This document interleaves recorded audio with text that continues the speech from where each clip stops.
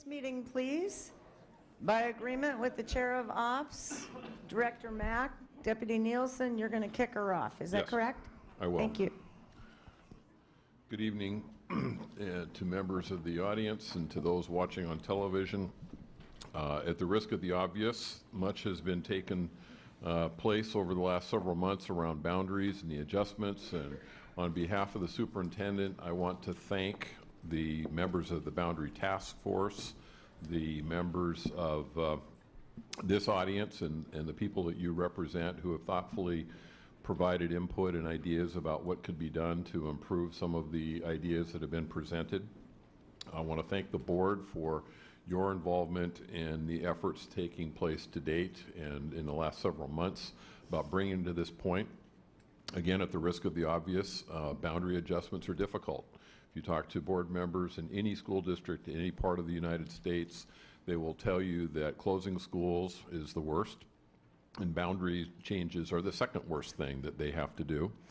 And they disrupt families, and they're difficult, and people are passionate about them, and it's a real challenge. So we just want to thank everyone for this, knowing that it's a process that doesn't always have the best outcome for every individual. We have developed a timeline and bringing us to this point. So I'd like either Flip or Ashley, please, to go through the timeline. And I believe we could put that up on the screen. And then I'll talk a little bit about the purpose of this next hour, and Director Mack will lead the discussion. Yes, Flip Herndon, Associate Superintendent of Operations and Facilities. So what you can see there is a timeline that talks about the actions that have happened over roughly the last 4 weeks and the actions coming to the board and impacts on our system over the next 4 to 8 weeks. And we are in a bit of a compressed situation, and this is not by design. Clearly, we're trying to meet the needs of everybody and have the board in a position where they can make an informed decision, but also let families understand what the impact of these boundary changes are going to be. So you can see on there, the high school boundary task force has been meeting and wrestling with this since roughly last April. So this has been going on for about 8 months. And you also have the meetings that we've done, the board work sessions we've had with the board meeting that we had in December, and we're to this date, which is 1/3, which is a discussion about the boundaries. We have a high school boundary task force meeting on Friday. We have a board work session next Wednesday, all in the hope of introducing a high school boundary scenario and bar to the board on January 17th, with hopefully a decision of January 31st, because you can see our open enrollment process begins February 5th. That's that first week of February.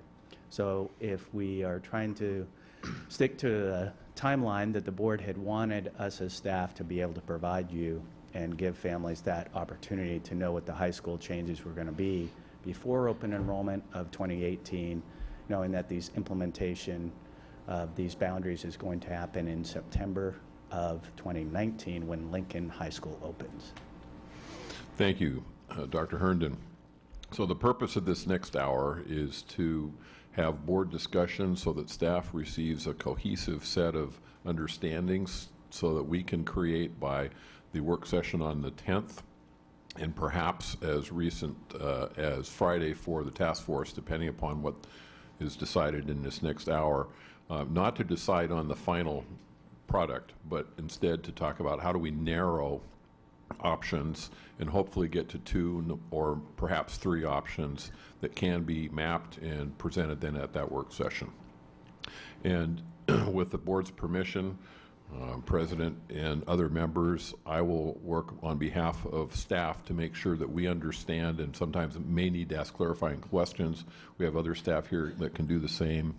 We want to make sure that we are hearing a cohesive message and we're able to respond in a professional and in a quick manner because of the timeline and because this is such an important topic for so many people. Director Mack.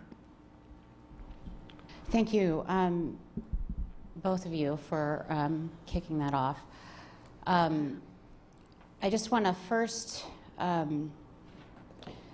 say that I really appreciate all of the input that's been coming, and that this is boundaries, and this kind of process is kind of an iterative process, which can be challenging as we move through it. And now that we're in this compressed timeline and we have to come up with a solution, hopefully, that meets the needs of the greatest number of students, it may feel a little fast, but I have faith that we can get there with the conversations we've been having. And again, I want to reiterate my gratitude for the folks that have been talking about the compromise, and that are there solutions in which we can meet the needs of the greatest students. And I absolutely believe that we can, and that there are scenarios that we can do that with, and that we'll work together to create those, and have them fully presented and discussed and at the next work session. And so I really appreciate how hard staff is working to pull this all together, because it is incredibly complex and challenging. I want to first have Rick talk about the process and the timeline for the resolution that is coming out of what was Amendment 2 from the board meeting in December, and how that dovetails with this process.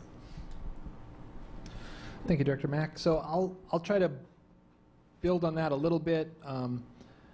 What we're trying to do is we're trying to create, I think, collectively a pathway to a small number of viable scenarios. And so when we talk about a viable enrollment scenario, that can include the things that are really clear, like boundaries. It can also include things like pathways for highly capable, dual language. It could include a variety of other things like grandfathering, pretty much everything that goes into our student assignment plan that determines where a particular student goes based on their address, their services, any sort of identification they might have. And then there's another layer that sits on top of that in our student assignment plan, which is the choice layer, which says, okay, this plan isn't working for me, but I would like to be able to choose something. And in a system that is completely constrained and overfilled, there is zero choice. When there's zero choice, there's a lot more dissatisfaction, because people who, for some reason, don't see the fit between their family and the assignment plan don't have an outlet. So it's a really interesting dynamic to try to get all of those pieces to work together and still leave a little bit of room in our schools so that our families have a choice option. And that's what makes this so hard. Those who have been following the process, there's been a lot of work on boundary maps, and then more recently work on highly capable pathways, because that's a large number of students, and depending on whether they go to a single site, multiple sites, or distributed over the city, it has an impact on where the boundaries are drawn. So those two things sort of have to be done together, but it's also we sort of have to pick one before we can move on the other one. Because there's just a lot of permutations. So at our last meeting, there was a conversation among the board, and an amendment came forward around essentially sunsetting or setting a timeline by which the highly capable students in high school would be localized, or essentially they would be assigned to their neighborhood high school for their highly capable services, as compared to our current model, which is that they're guaranteed at Garfield and they have optional assignment at Ingram with a cap. And so when that came before the board, there was a little bit of conversation around it, well, actually a lot of conversation, but we didn't have an opportunity to really explore unintended consequences, talk about different scenarios, understand budget impact. And so ultimately that did not move forward in the December meeting. But we don't want that to not happen. We want to understand how to process it. And so there's a board resolution that's been prepared, co-authored by, or being co-sponsored by Directors Geary and DeWolf, and that is being introduced at the Curriculum Instruction Policy Committee meeting next week, I believe on the 9th. So the language around that Amendment 2 that was driving a subsequent boundaries decision of, do we have pathways or do we have a decentralized or attendance area model, is being evaluated in the Curriculum Instruction Committee and will be moved forward on exactly the same timeline that you see on these slides, introduced to the board on the 17th and presumably voted on the 31st. So we will have confirmation of that. But my request in the conversation here is that, recognizing that we've started that dialogue, but we're focusing it in the Curriculum Instruction Policy Committee meeting. And so I think the guidance here is, well, how do we, if we have a localized or decentralized HC model, what does the boundary scenario look like? If we have a pathways HC model, what do the boundaries look like? And so I think that was sort of the frame that we were trying to have the conversation in, recognizing that we will be making a decision between those at the same time, but it's hard to make a decision without being able to see both scenarios. So I just wanted to put that out as perspective. Hopefully that wasn't too obtuse. Questions on that? Okay, I will back to Director Mack. Thank you.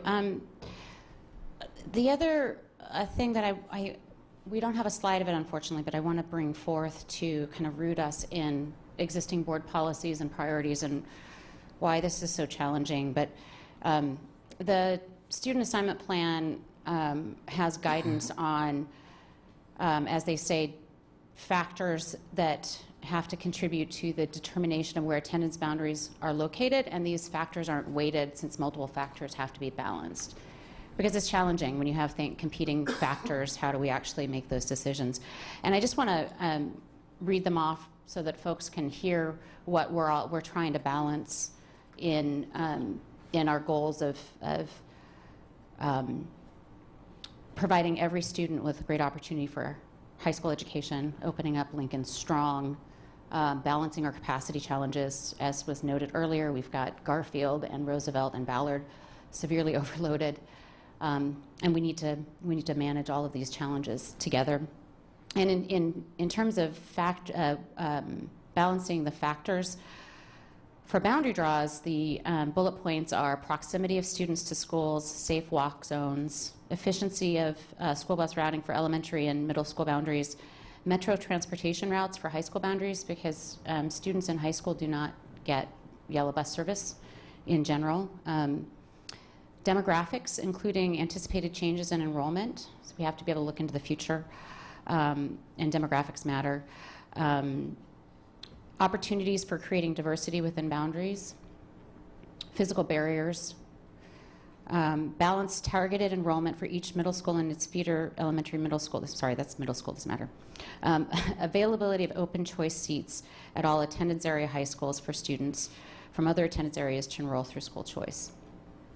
And another thing that was written in that plan, which is what the base document, which is what all of these boundaries for the past, since 2009, have been drawn from. And this is up for discussion and something that could be changed, but the base policy guidance was that each attendance area boundary is an intact geographic zone. There are no non-contiguous geographic areas comprised of individual attendance area boundaries. It's a continuous boundary. Each attendance area boundary line abuts the boundary line of an adjacent attendance area, and this results in every aspect of the district being included in an elementary school boundary, a middle school boundary, and a high school boundary. There's also something on a different page, which I don't have directly in front of me, that says that elementaries feed to middle school, and that pattern is aligned, but for high school, there's not a feeder pattern. It's not an aligned feeder pattern. So that's just some of the base policy challenges that we're trying to balance here. So thank you for letting me kind of run those over and hopefully root us in some of the factors of what we're considering. And so with that, and thank you, Rick, for kind of going over the goal of what we're trying to accomplish today.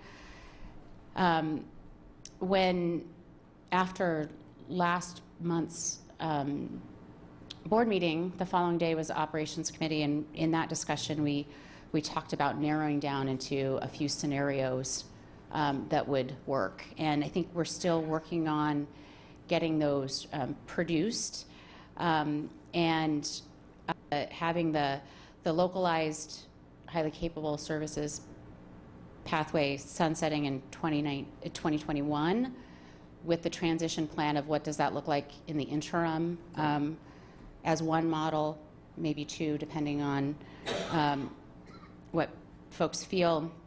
And then also looking at if there is a regional pathway model where there would be more highly capable pathway schools, but it wouldn't necessarily be every one, and what that would look like and what that scenario would look like. And so with that, I would like to open it up to a question and discussion of thoughts. What kind of information do we further need for the work session?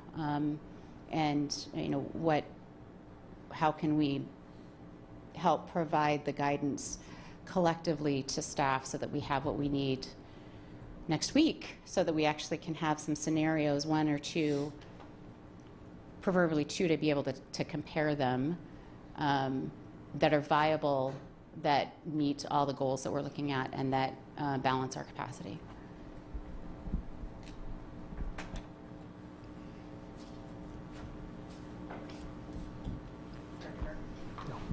Oh, I guess, can I try a specific leading question, which is looking for feedback, consensus, impressions from directors on, is there a level of comfort identifying a coherent or a consistent assignment, a scenario for a localized or essentially highly capable at every high school as one option, and then whatever pathway is optimized that's not our single site at Garfield, but not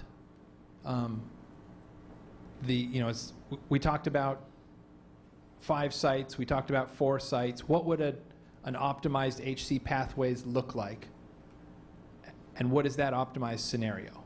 So those are the two things that, when we were having our conversations, would be really interesting to say, let's look at those 2 options.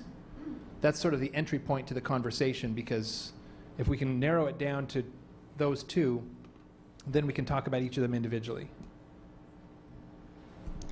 Director Geary, did you? To answer Director Burke, I think we should map out whatever, if the resolution should pass, we should see how that maps out.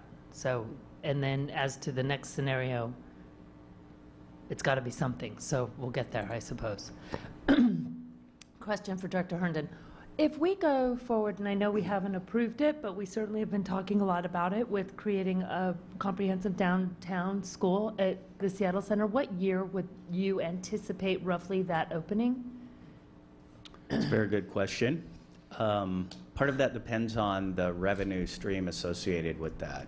If it turned out to be a BEX 5 item, that would change that. If it was a capital levy item and a subsequent levy, that would change it. Roughly, once there would be a prioritization to that particular project, it's roughly 2.5 to 3 years whenever it gets prioritized, and a funding stream would be associated with it. So, best case scenario, fastest it could happen. I would say if it was a BEX 5 item, it was prioritized near the top, 2022, 2023 is when you could probably see something. If it was in that levy and near the end, generally the building cycle is about a 6-year cycle. You're probably looking at more like 2026, 2028, something like that. And if it was in another levy, which if we go by kind of our 3-year levy cycle, so if there's a levy approved in 2022, it'd be 3 years after that. Same thing, probably that 2026, 2028, hopefully not any later than that. So, and we're talking about high school boundaries going into effect 1920 Correct. Now. So we're looking at a decision that could last 3 to 6 years in terms of the mapping that we're doing. This is not an in perpetuity boundary decision that we're looking at making right now, if we were to go forward on this? It would also depend on whether or not the board would want to establish a boundary for that additional high school or not. So it's still possible you could build an additional high school and not have a boundary associated with it, in which case you wouldn't necessarily have to redraw high school boundaries again. But that's another point of discussion for the board that obviously could have an impact on lots of things within 4 or 5 years. In 4 or 5 years? All right, thank you. Yes. Director DeWolf? Thanks, Director Mack. I think for me, in order to make a decision about this, one of the things I'd like to see, particularly from a racial equity standpoint, is just consideration or context of in the entire district. In what ways do these scenarios impact or positively move us toward our commitment to ensuring educational racial equity? So that's one thing. I don't know if that's information we can overlay on these maps to be able to get a better idea, but just really making sure that we are drilling into the racial equity component of this work.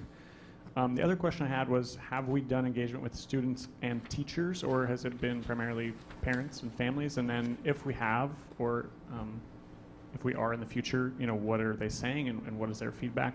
Certainly I think there'd be some nuance there, but maybe some similarities.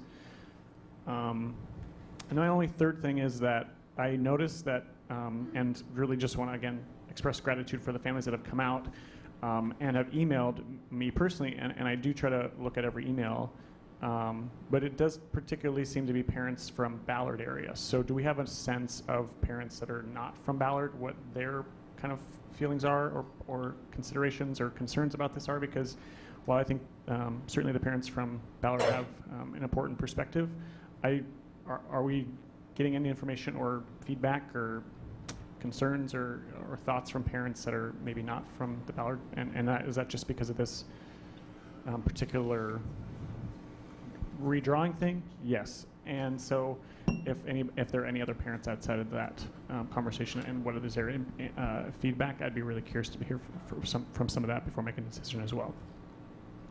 So I can answer a few of those if you'd like, very briefly. And then I can save the meat of it and the data for next week. Yes, thank you. So the first point on impacts of changes, one of the items that we do have on change areas that we've looked at in maps, this has been a data point that people have wanted to see in the past, is what does the demographic look like, the racial and free and reduced lunch population, special education population, ELL population impacted by the change areas. So in each of those scenarios, we do try and put the demographics of the various families being impacted by those changes. So that's one thing that we tried to integrate in that, to bring that race and equity lens to at least the changes that we have there.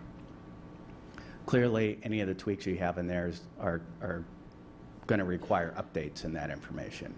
The other piece on engagement, through our community meetings, we did mostly have a lot of parents showing up. We had a few students as well, and future students who were concerned about the changes and how they may be impacted. A few teachers, but not a lot. So that's what we had on the impact area. The last portion that you had, which was around, sorry, I'm losing that last question that you had. Ballard High School. Ballard High School. Is it just that area? That one I feel like I understand. So Yeah, that's just the grandfathering piece. Both at the community meetings and at subsequent social gatherings that I go to, because I also happen to be a parent within the school district, we get that question a lot about what's happening. And basically that boils down to the grandfathering piece, that the board's going to also have to make a decision on whether or not, if I'm in a change area and it's not required that my student help populate Lincoln High School, how does that impact the changes that happen to me? Those were the biggest questions about those areas outside of the Ballard area. just to follow up too, one of the groups that I didn't hear you mention within ELL for reduced lunch folks are students experiencing homelessness, and I think obviously that has maybe different implications and impact, but do we have any sense, particularly around students that have, schools that have a large proportion of their population fed by shelters and other programs like that? Do we have is there a way that we could somehow get a sense of that too, just to kind of, because obviously those are going to require some additional support. Yeah, we can try and get that data for the students that we know about and report. Clearly, homelessness is one of those categories that's vastly underreported. So we could do the best with the data that we have, but we can try and include that. Director Harris. You got my attention when you started talking about the downtown school at Seattle Center. Are we making assumptions here that there will be a downtown school at Seattle Center and/or that it will be the stadium school that comes with a price tag of what? Well, right now, we don't have a price tag for that. And the Union City price tag was what? Union City price tag 8 years was ago? $165 million. Okay, so that's substantially more than a build-out for a high school that we've done in the past. Well, if you were to compare its square footage to the renovations that we have for Lincoln High School, it's not necessarily that far off. And we're not doing the full renovation of Lincoln High School. We still have portions of that building not being impacted. Okay, I guess you have my attention. Yes. I am distressed that we may be folding that conversation into the next 5 years. Do I believe that Queen Anne and Magnolia deserve their high school? Absolutely, I do. But that, to me, represents a fairly significant departure from this conversation, and it concerns me greatly. To Director DeWolf's question about concerns in other parts of the city, out of my last 4 meetings, the 3 previous ones were full to the gills of 30 folks, very distressed that they didn't believe there would be enough of a cohort of highly capable West Seattle kids there in the interim. Now, is that representative? I'm not going to suggest that it is. Those are just the folks that come out to community meetings. I'm not terribly impressed that we are still reaching out to communities of color, of low income, and getting really thoughtful, comprehensive feedback. It concerns me greatly. We continue to try, and we're working hard on it, but I would not tell you that I have a sense. I know that the folks that spend a couple hours a day on a bus to Garfield from West Seattle, and it's a hoot trying to get out of West Seattle in the morning and coming home in the evening. You could probably walk faster. They have made the choice to put up with that extraordinary commute because they believe their cohort represents that and their selection of advanced learning programs. And again, I believe the parents are very worried that their children are not keeping up in the college arms race. But I can't tell you what District 6 thinks. Not with any fidelity. Absolutely can't. But the folks that are showing up are very concerned.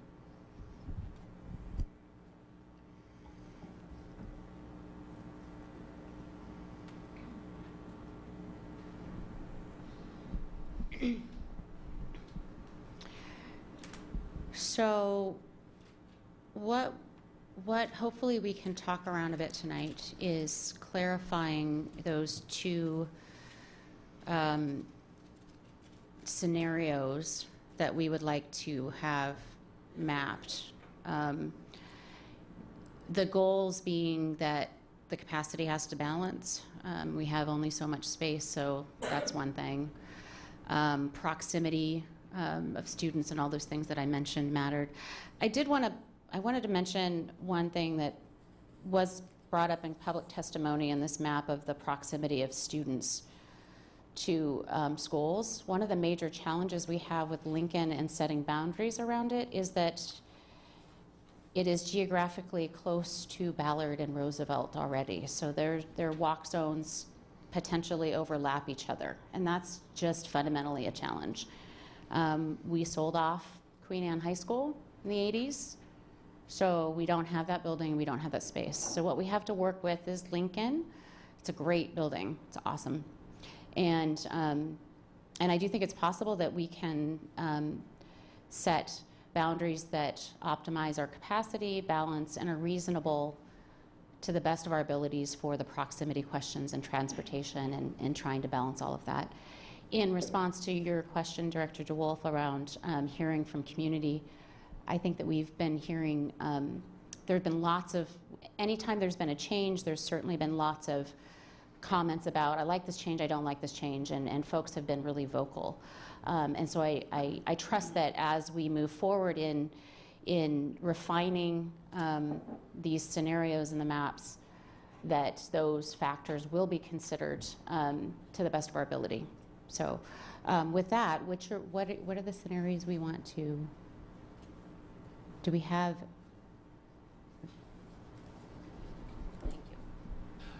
I think, Director Geary was opening with if the resolution were to pass, what does that scenario look like? And so are there other directors that have specific opinions on the maps that we've done, the feedback we've heard? And again, to put a box around this is the idea of what should our boundaries look like based on highly capable students being assigned to their attendance area high school in 2021. And yes.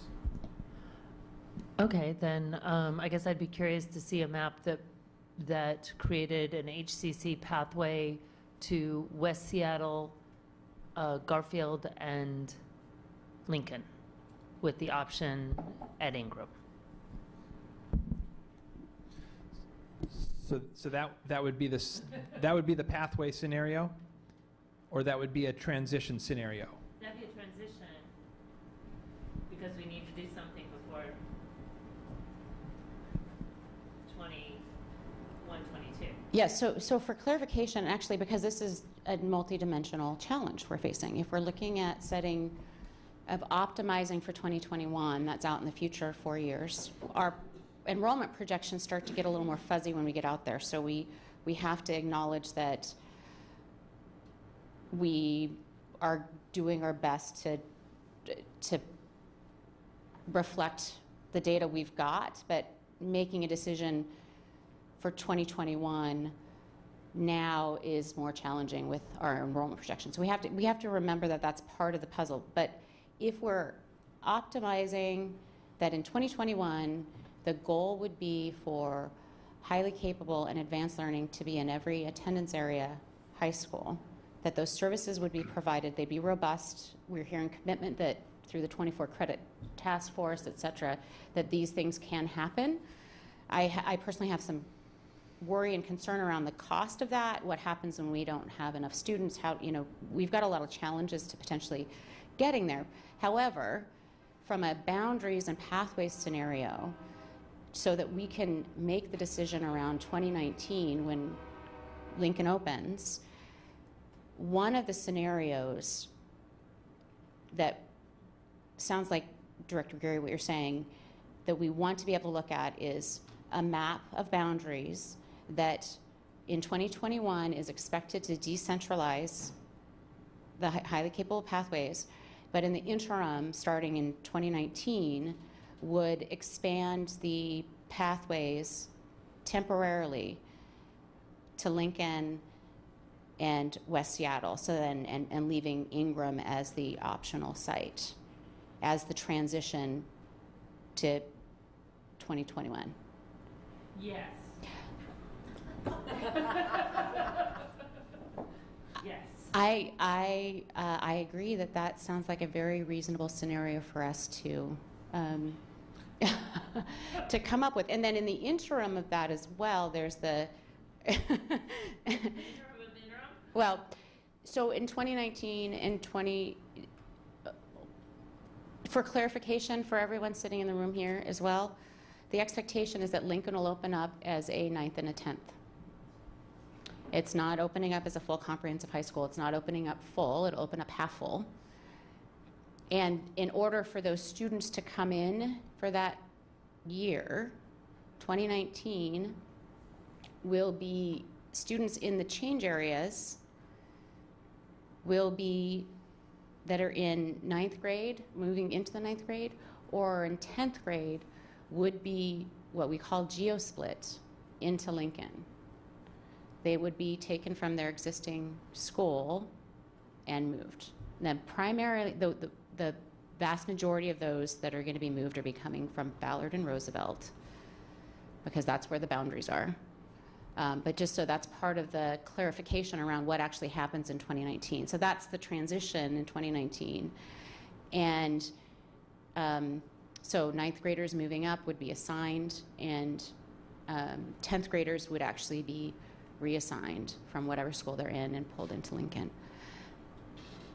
And then the next year, 11th grade rolls up, and then in 2021, the expectation is that pathways would be decentralized, but the existing kids would be grandfathered. Right?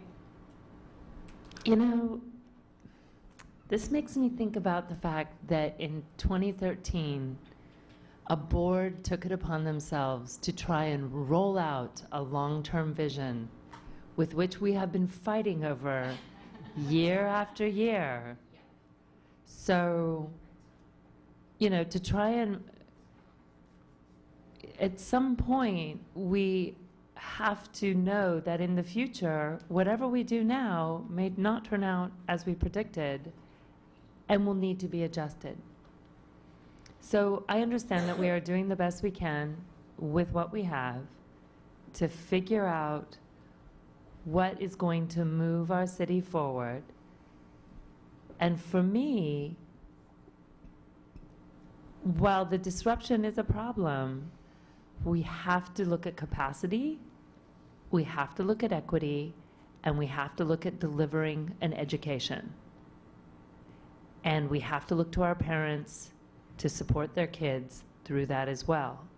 I am a parent whose son went from Washington to Lincoln to Hamilton in a 3-year period.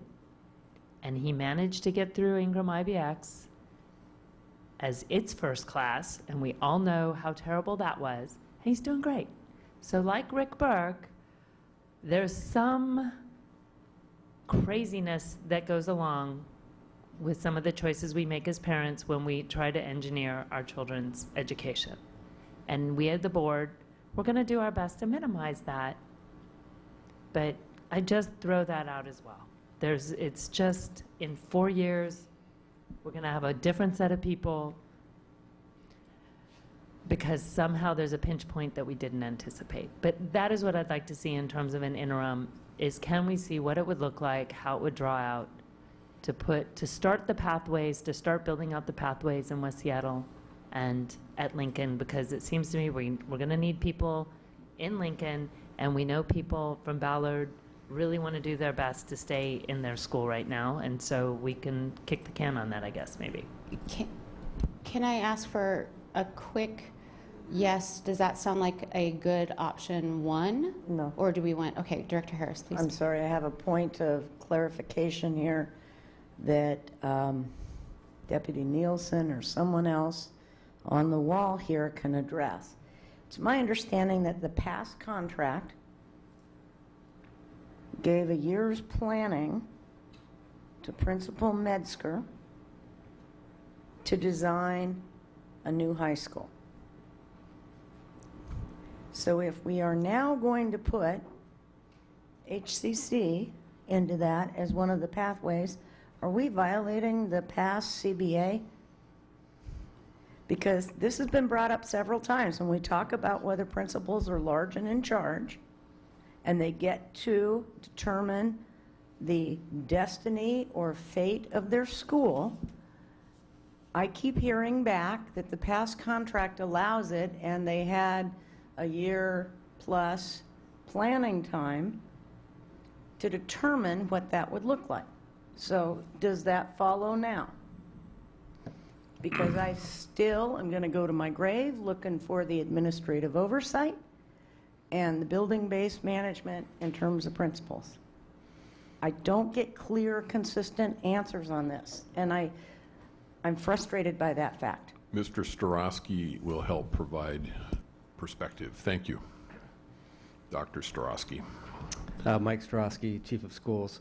So there's nothing in the past contract that specifically calls out around HCC or planning. It does specifically call about planning principles.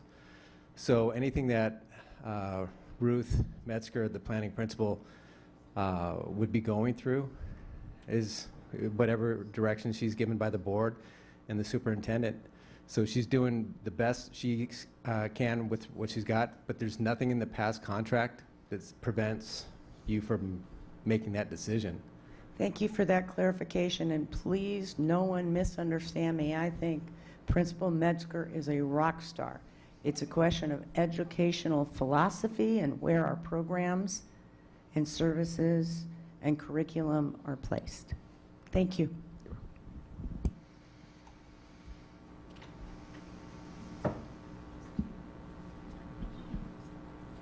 Director Burke.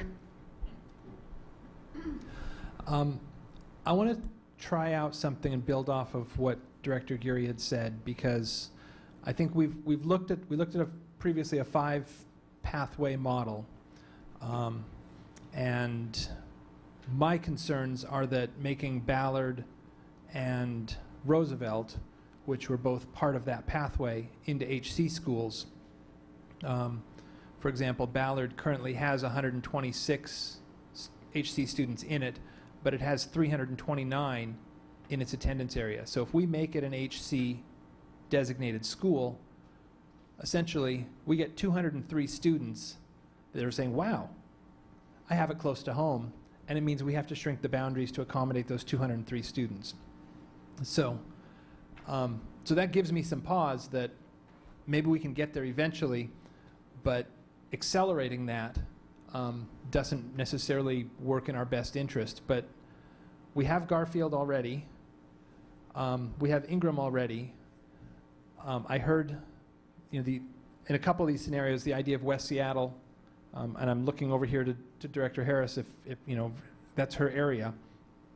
But if our two scenarios are decentralized with these intermediate pathways in 2019 to Lincoln, to West Seattle, and Garfield,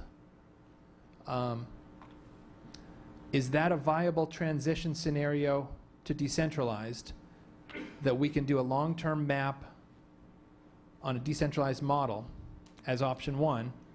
And option two is that we just maintain those pathways and we optimize the maps around those transition pathways. Director Geary, 1 second, I want to take a point. One of the things that I've been thinking a lot about is that if we are going to be providing advanced learning and highly capable in all of our schools, then we need to start Lincoln off strong with that. We need to have AP there. If we're going to be doing it all of the schools anyway, we need to support those schools in beefing up those programs, having enough students and so forth. So I like that you suggested this as a transition, because I think it is a helpful transition if we're decentralizing in 2021 to actually making that happen. So, Director Geary. Oh, let me contradict myself now. So as I listened to you talk, Director Burke, realize that once again, it's going to be the same families that if we don't map it out to Ballard and Roosevelt now, and we map it to Lincoln, and then we decentralize later, and we expend, so all of a sudden it's again, those people living around those around Lincoln, that they're gonna be the ones like, oh, what year is it? Where's my kid going?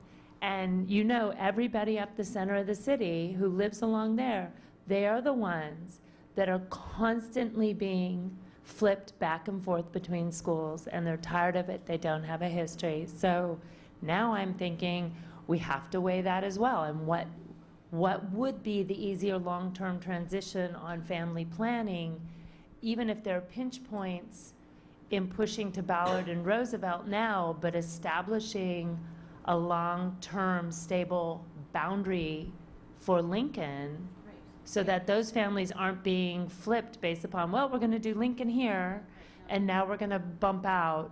Whereas if we bump out now, it is going to fill up Roosevelt and Ballard, but we're going to draw the boundaries. It's going to be hard now, but it's not going to be hard now and in 3 years from now, or 2 years from now. So, I mean, these are hard things.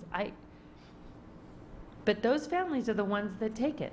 Yes, thank you, Director Gary. I think the Director, what's your name? Burke's fine. Director Burke will clarify what he was saying, but the plan would not be to change the boundaries in 2021, is actually to set it so that it wouldn't have to move again, but there would be this transition. Right. And it's possible. Okay, I want to mention that we have a time check here of 11 minutes remaining. And let me correct what I had said, because I think you had mentioned Lincoln, and I think I had left Lincoln out. So the idea that there are 3 sites, Lincoln, Garfield, West Seattle, optional Ingram. We design 2 boundary scenarios. One which says, we will decentralize by 2021, and that's what we're designing for. And it'll be a little bit painful getting there, but we'll work it out with portables and mitigation between then. But we're only doing 1 boundary change in 2019, planning for 2021. And so that scenario would be designing those boundaries for a decentralized future. Option 2 is designing those boundaries for maintaining those transition pathways in perpetuity. So that cleans up the story. We say, well, we have a transition plan that either is the plan or it's a step towards essentially what's called out in the board resolution that's going through CNI, and those would be the 2 scenarios for consideration. Essentially to provide staff guidance on how do you optimize these maps. I'm calling for a step towards which would anchor some boundaries for those families. Director Pinkham? Definitely appreciate the conversation here, but before we end up with this, I still got to voice that as we look at drawing these different boundaries, the HEC students, what's the impact on the racial imbalance then on these schools as we move things around and, oh, now we get a high concentration of HEC students we're trying to serve, and that's going to be predominantly, you know, Caucasian students, and then we're going to then create these racially imbalanced schools. So we got, when we look at these scenarios, that's what I want to see as well. What is going to happen to the racial distribution for the high schools as we look? This is going to be the attendance area, high school, and these are the boundaries. Well, what's going to be an impact on the racial imbalance? So just a quick answer to that. One of the pieces, we can try and project the enrollment numbers. It's a little bit harder to project what the demographics of those enrollment numbers might be, especially in a city like Seattle that's changing fairly rapidly. The demographics are changing. So we'll do our best based on whatever these particular boundary scenarios might be, and then we'll run it through the racial and non-aggravating same formula that we do for all of the other high schools where we're creating a new boundary. Dr. Herndon, would it be possible to potentially create a heat map of across the city so that we could see, I'm not sure what the metric would be, but is there a heat map that might actually show diversity? I don't know what the right word is, but is there some way to show that to us so that you could at least overlay the map and say, clearly this area of the city, these are, you know, the more dense and that kind of thing? It would depend on what factors you'd like to see in the heat map. So you'd have to define the characteristics that you're trying to create with, I guess, the temperature of the heat map that you want to look at. So we've done that for free and reduced lunch population students. We've done that for HCC students, actually, when we were looking at the heat map of where students who identified for advanced learning lived. And then we have any other demographic area you want. It would just be as a board, what's the defined what's the defined characteristics that you'd like to see? Right, so we have ones that have already been created for FRL. Correct. Yeah. Okay. Director Harris. I think that the families in West Seattle and South Park would prefer to stay on the peninsula, but I think it's a matter of trust. And frankly, I'd like to put some poison pills in this resolution, whatever we do, that says that it will have the appropriate funding, that it will have the appropriate mitigation in working up to a rich offering of AL classes. And I'd also like to suggest that I believe in using the racial equity tool as much as anyone else, and that we need to recognize it. But I frankly do not understand how we can reverse, with one swipe of the pen, 40 years of redlining if we still want neighborhood schools. And therein lies a very terrible, terrible thing. And I'd like your thoughts on that, please, Associate Superintendent Hernan. You are correct. I mean, I think that's the challenge that exists within any urban center. Any city across the United States deals with this challenge. We, of course, are part of the city, and our students live in different parts of neighborhoods. And as you're explaining, you know, the practices of the past are what we're living with now, and the patterns of where housing is available and the types of housing that are available, that determines a tremendous amount about what's even available to people.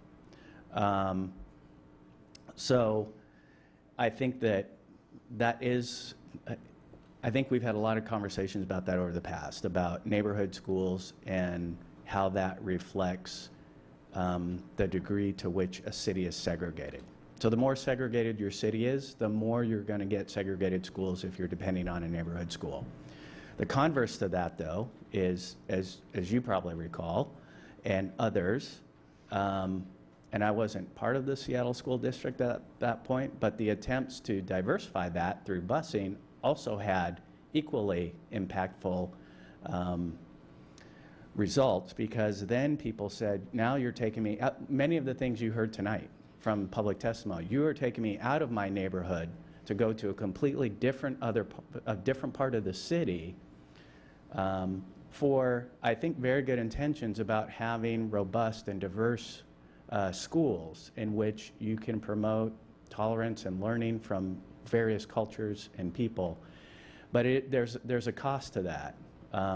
There's a cost to that, I think, both financially in the actual busing, and there's a cost to students not necessarily feeling a part of that community because they're no longer within their neighborhood, however they might define that, whatever that radius may be.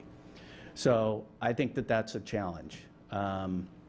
But I would like to think that one of our attempts that we've been trying to do over the years precedes me, obviously, and many others, but it is to make sure that every single school that we have is a fantastic school.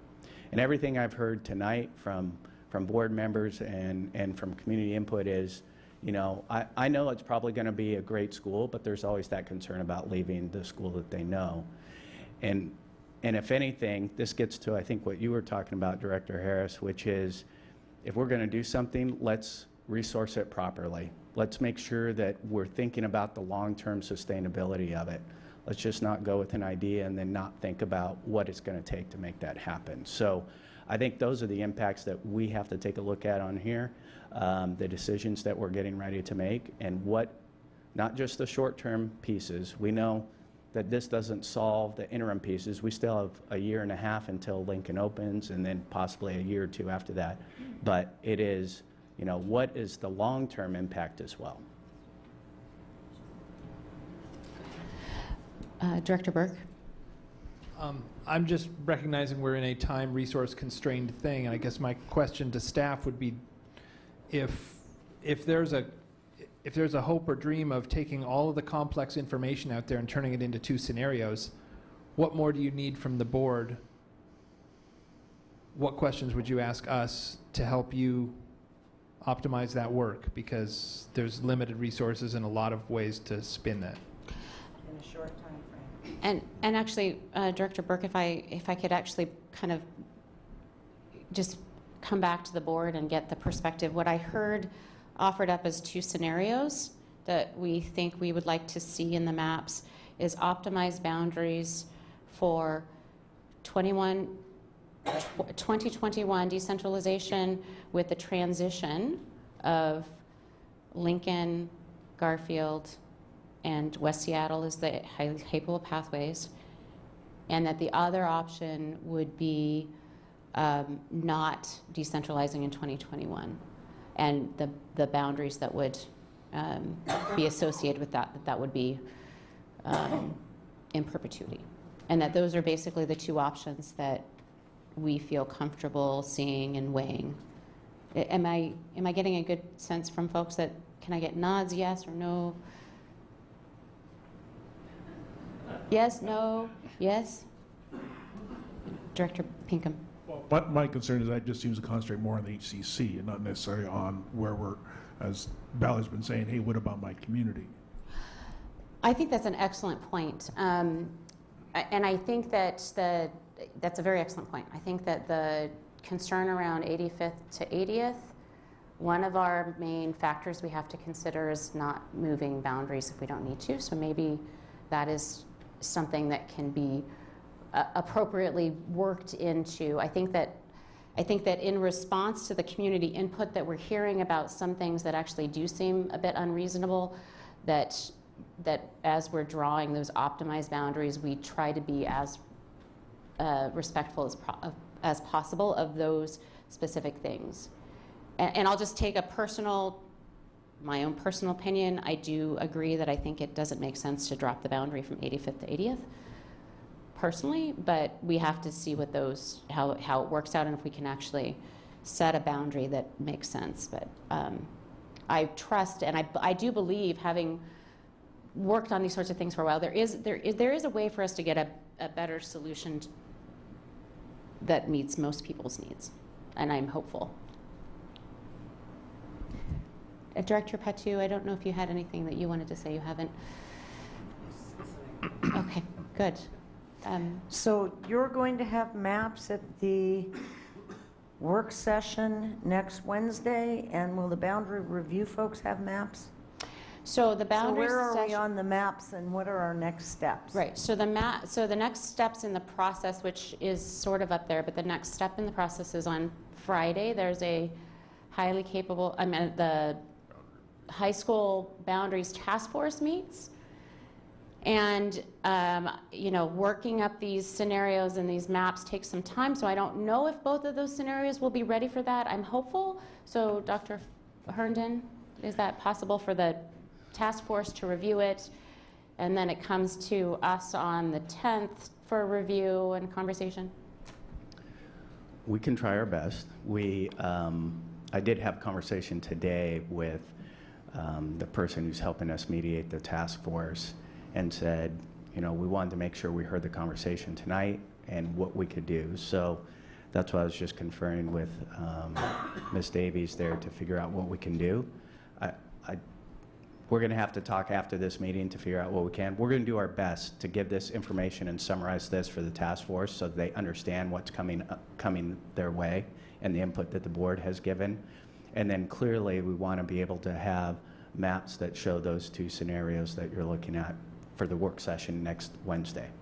And then along with that is going to be data, if I can summarize as well, data showing impacted populations in the change areas. I think also, to Director Harris's point, the cost of implementing not only a decentralization, I don't know how much cost we'll get, but the best we can on decentralization as well as the pathway pieces. So, because it is about the boundaries and the impacts on that, but it's also about the programming that the conversation is happening and there's definitely a resource allocation piece to that. And it's also about regaining trust. Absolutely. And we want to take a look as best we can on the equitable impact of the programs also being out there. So I know it's a tremendous amount. There's been a lot of thought into it. We're just going to have to confer as a team to figure out how we can bring that data together for you, because I think it'll be a very rich conversation next Wednesday. And we also have Ops Committee meeting on Thursday where we're going to talk a little bit more about what the work session will look like. So lots of opportunities for, but I'm really personally grateful to you for how much work you guys have been doing, especially over the holidays, and to the board and everyone for, yes, Mr. Nielsen. I don't want to interrupt, but keep going, and then I have a request. I was just, She can't. I'm gushing my thank yous. She's out of time. All right. So, Deputy Nielsen, you got to make it quick. well, I'll We make still it have quick because 13 items on the agenda. I understand that. That said, if we don't, as staff, get this right, we've wasted a lot more than 5 minutes right now. So I want to make sure that staff is very, very clear about what you are all saying. And so I'm going to repeat what I think I heard, and I think it's obvious, but I want to make sure that this is accurate, okay? So first scenario option would be that we would look at the West Seattle, Garfield, Lincoln scenario.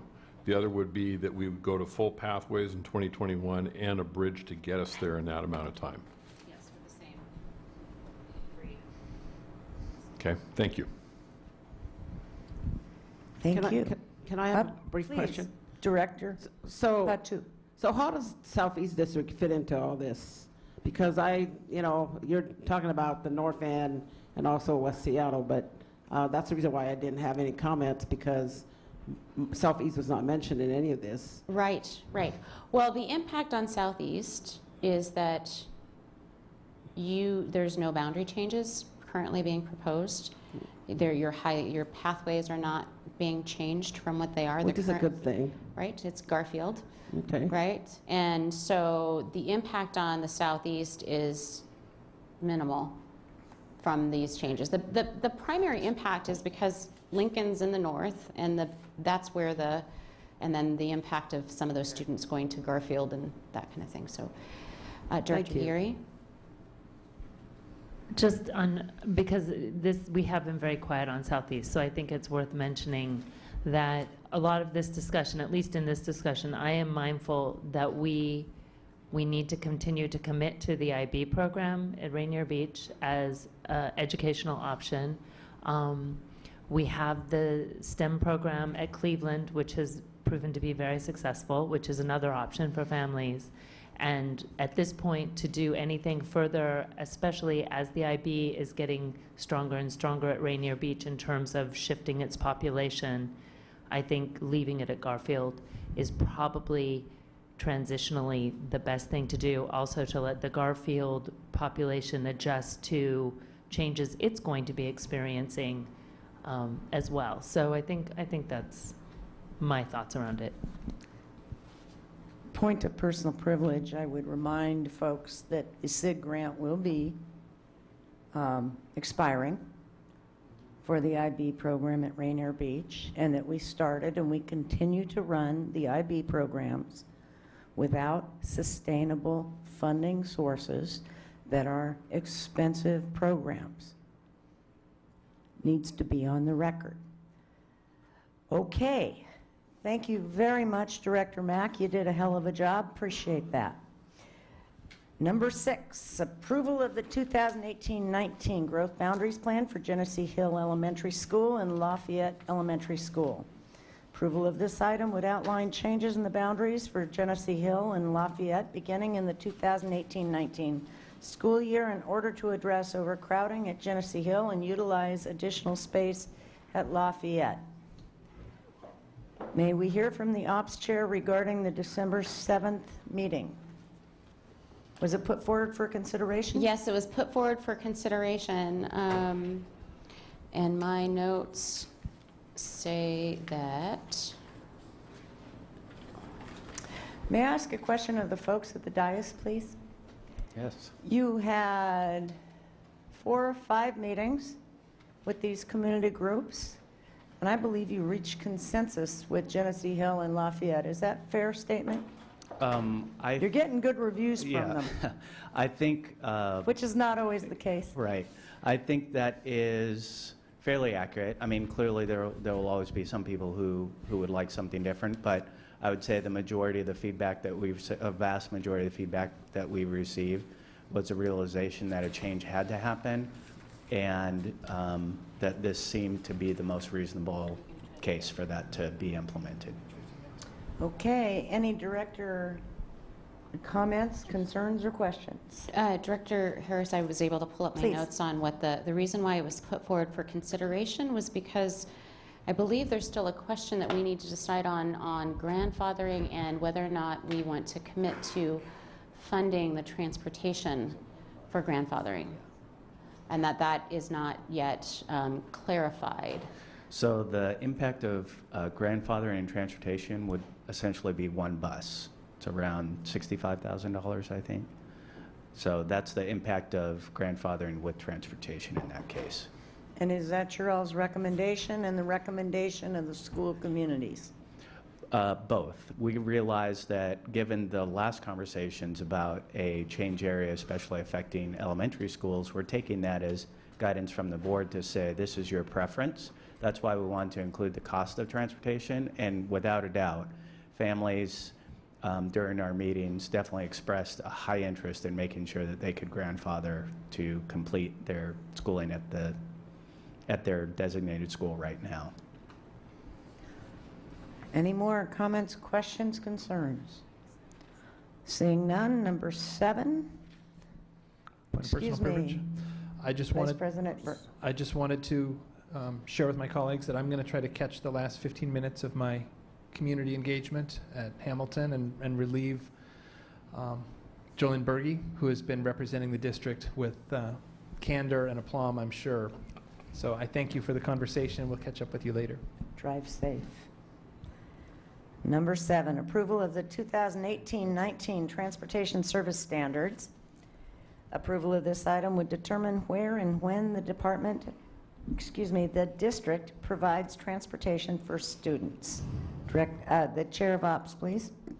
Yes, this item was brought forward for consideration. The reason it's under consideration and not for approval is that the updated bell times needed to be edited, and the addition of the transportation for the grandfathering for Genesee Hill, this prior one, would need to be added if we so choose to have that. Assistant Superintendent McAvoy, understanding we have another 12 items on the agenda, do you have some highlights for us? Well, I do, and I was going to provide some background in that this is something that we do annually.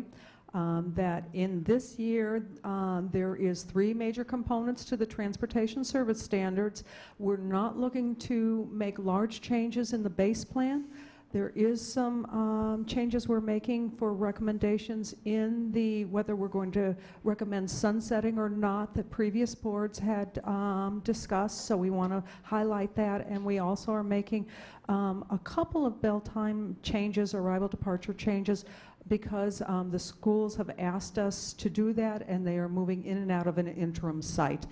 So that's very appropriate for that. As far as the Genesee Hill grandfathering and providing the additional bus service, that is not included yet because we were waiting to hear the board discussion on that. So with that, I'm going to ask Kathy Catterhagen to come up and quickly walk through each of the details so that you have that information. Thank you.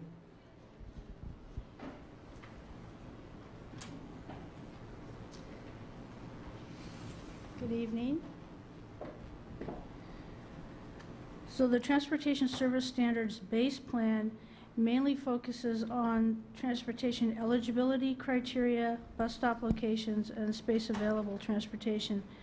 This plan states that the district provides transportation to students residing within the boundary and outside of the walk zone to their attendance area school.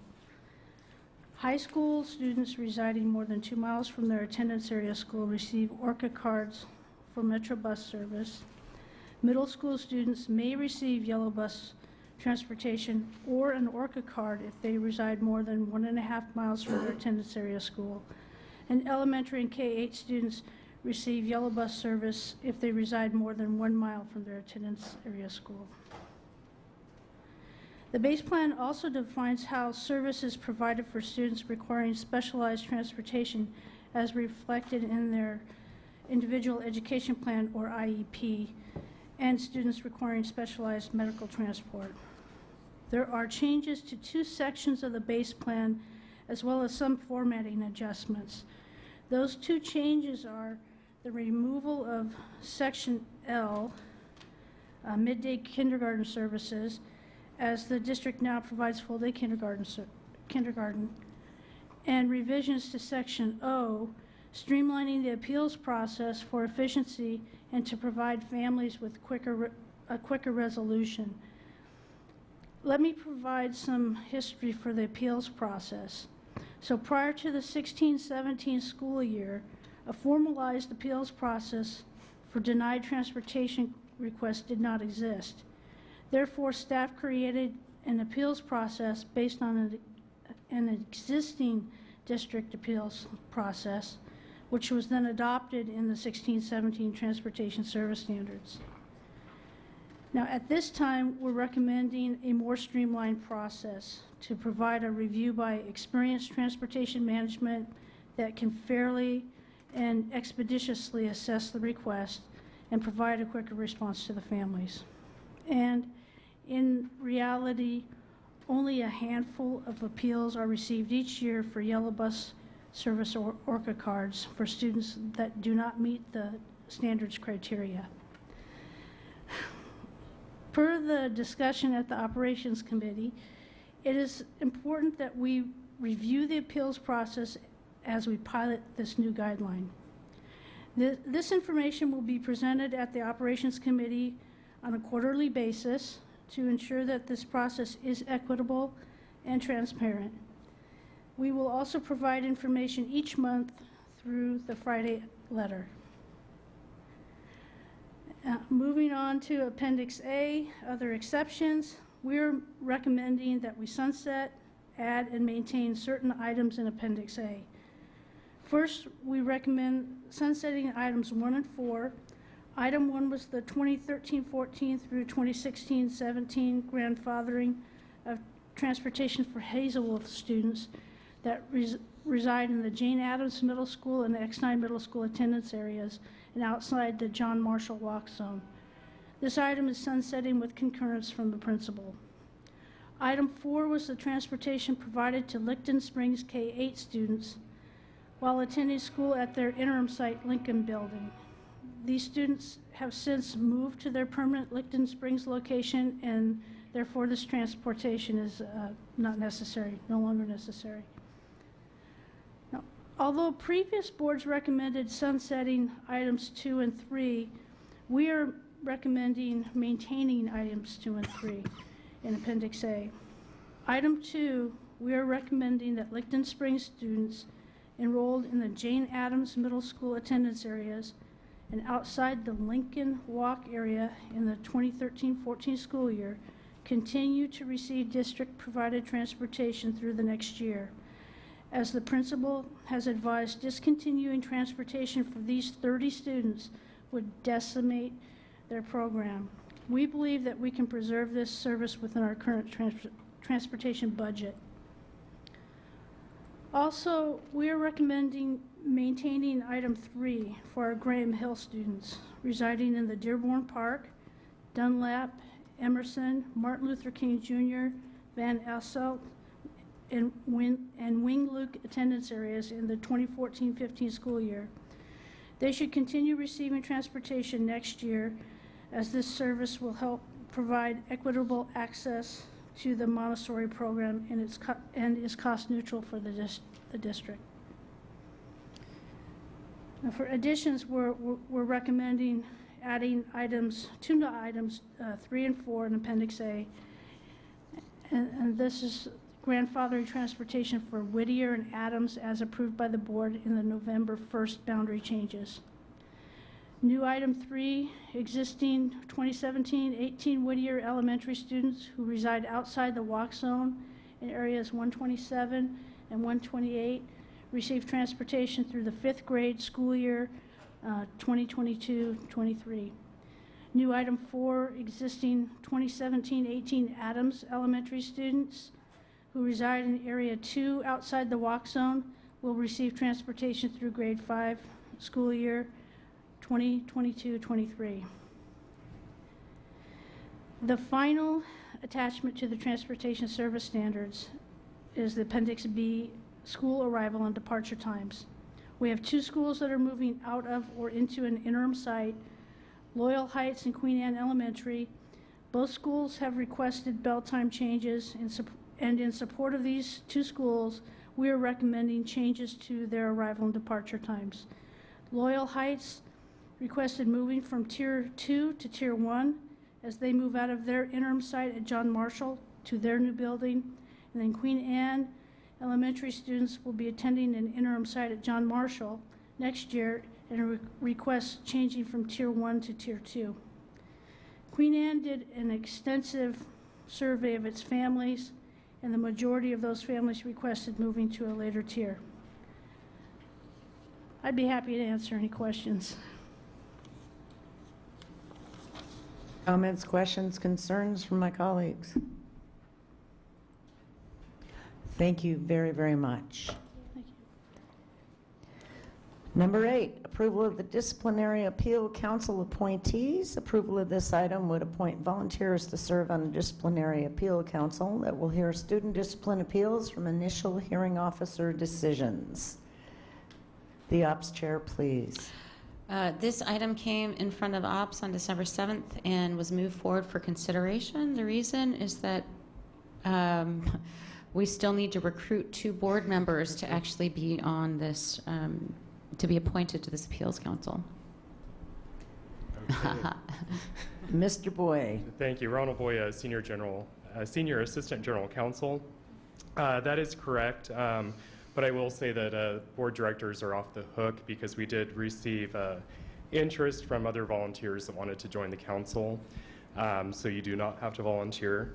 But just briefly, the Discipline Appeals Council is set up because every time a student is disciplined in Seattle Public Schools, part of their due process rights include the final step, which is an appeal to the school board. The law allows the school board to appoint a council to hear these appeals and make the final decision on the discipline.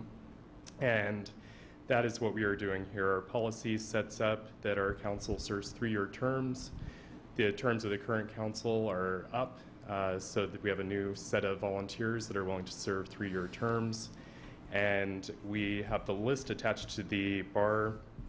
I'm happy with the volunteers for this council. We have a very diverse group of individuals from a number of walks of life that should give a good perspective for the students' appeals, and I think that we will have plenty to hear the cases. Comments, questions, concerns? Seeing none, we move on. Yep. Excuse me, Director DeWolf, didn't mean to run over you. We're playing on timeline here, but just to clarify, you don't need anybody from the board. I do not. Okay. If you'd like to volunteer, I'd be happy to, but I'll keep you posted. okay, keep me posted. Thank you very much. Okay, thank you. Up, excuse me, you're not done yet. Director Pinkham. Isn't Judy Hawkins an employee? Yes, she is. But she's listed as a community member on this appeals council. Yes, and that is because staff members who are not teachers or principals are considered to be community members according to the procedure. Yeah, good question. Yeah, and there's a number of community members that are indicated on the list that are in fact staff members.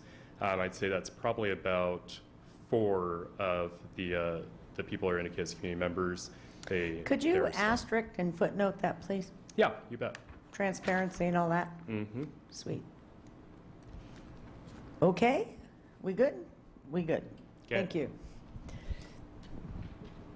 Number 9, acceptance of gift of playground improvements at John Hay Elementary. Approval of this item would give approval to the John Hay Partners Board in partnership with the John Hay Elementary Foundation to initiate a self-help playground project at John Hay Elementary that may exceed $250,000. Good evening, I'm Gretchen. Excuse me, hang on. Ops Committee Chair. Yes, hello. This was moved forward for consideration from the December 7th meeting, and the reason was that I guess we wanted some more background info on, I'm not recalling the details of what we wanted more information on, but hopefully you will remember and you can tell us all about it. Thank you. I believe I remember. Thank you. I'm Gretchen D. Decker, Program Manager for Self-Help Projects, and for those of you who aren't familiar, which I think you all might be, a self-help project is any project to improve buildings or grounds that is initiated and carried out by someone other than facilities, capital, or technology departments. So I'm going to skip some of this for you, but self-help projects have been around since the mid-1970s. Project sponsors typically are parent groups, businesses, students, teachers, and nonprofit organizations. And as was stated, when the value of a self-help project is expected to exceed $250,000, then school board policy requires that the school board considers and decides whether to accept the self-help gift. So this evening I'm presenting a playground project sponsored by the John Hay Parent Group for your consideration. Earlier this evening, and I introduced them to people here, Principal Tammy Beach was here, and also parent Laura Malkasian Huggins and her daughter, but they needed to go home. So the project at John Hay is in response to a conceptual master plan that the PTA developed after they hired a landscape architect with Department of Neighborhood funding. And they received significant input. They had 3 community meetings and a lot of outreach to have people come to their meetings and share information out into the community also. So they are currently in the process of developing construction documents for phase 1. And depending on the success of the fundraising, we're expecting that the value will likely exceed $250,000. Phase 1 will focus on reconfiguration of the grass field to improve play and recreation opportunities, and it will include a running path, an additional play structure aimed toward students in the upper grades, a revised play field, and natural areas. What you did ask us to include in updating the bar was the fact that we've been in communication with staff from our capital department to ensure that the playground improvements do not conflict with potential future building expansion. So I'm happy to answer any questions. Comments, questions, concerns from my colleagues? I'll bite. Thank you. This is a continuing theme. We have many schools that cannot afford to raise $250,000 to put grass on their asphalt, et cetera, et cetera, et cetera. How do we start working towards a more equitable solution so we are not quite so polarized in haves and have-nots? I don't know if I can specifically answer that, but I do want to state one thing that I'm excited about. Is Please. that in the next capital program, there's plans to include playgrounds in the capital program at this time. And what I'm working on right now is our playground inventory. And it's been a while since playgrounds have. And I knew that, and I also Okay. would appreciate it if you and Associate Superintendent Herndon can send out that incredibly powerful list that I received about 3 months ago. I think I responded with one word, wow. We have a lot of playgrounds. We do. Definitely, we can If actually. you could start feeding the board on that so Yes. that we can be ramped up, because I don't believe this board is going to turn down the opportunity for fresh air and equity. We can certainly make sure the board consistently receives that information as it's updated. Other questions, comments, or concerns? Thank you very much, and thanks for your hard work and working with the community. Number 10, adopting resolution number 2017-18-12 to approve the purchase of 18-acre parcel located at 13001 MLK Junior Way South. Approval of this item would allow the pursuit of purchase of real property in the amount of $4 million to provide a new location to house school bus parking, facility equipment, and fleet parking, as well as a possible future location for a new school district warehouse. Operations Chair, please. This item was moved forward for approval from the October 5th meeting before I was here, so I'm wondering if Director Geary or Director Pinkham can speak to it. And the board has met on several occasions because it had to do with real estate, and I believe you have consensus. Mr. Treat, you're here. Is the deal done at this point? Good evening, Noel Treat, General Counsel. We have a binding deal with the seller for us, for the district to purchase the property, but I wouldn't say the deal is done, because right now, assuming the board approves this agreement going forward, that was one contingency of the agreement, as we needed board approval, but we now have several months to do the district's due diligence, so we're going to be looking closely, and we've hired some experts to help at the property's environmental condition, the county land use codes, whether we can get our use permitted.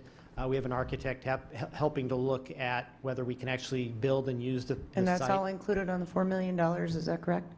Yes. So, well, no, the $4 million is for the purchase itself. We're using additional capital funds to hire these experts to help us analyze the property. After that due diligence period is over, we'll take that information, and assuming there's no flags. And those fees will be under $250,000?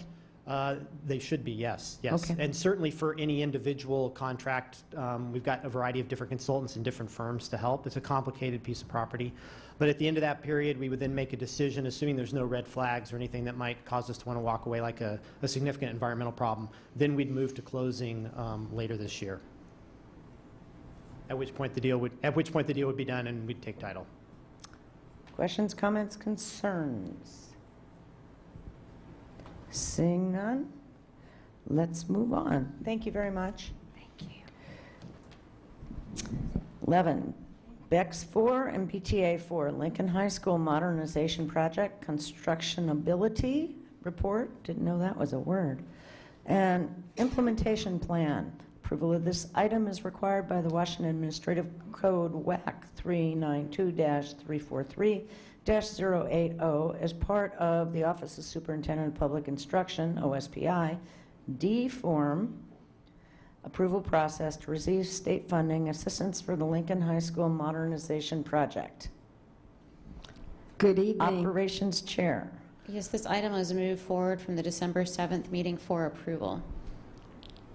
Good evening. Lucy Morello, Senior Project Manager, Capital Department.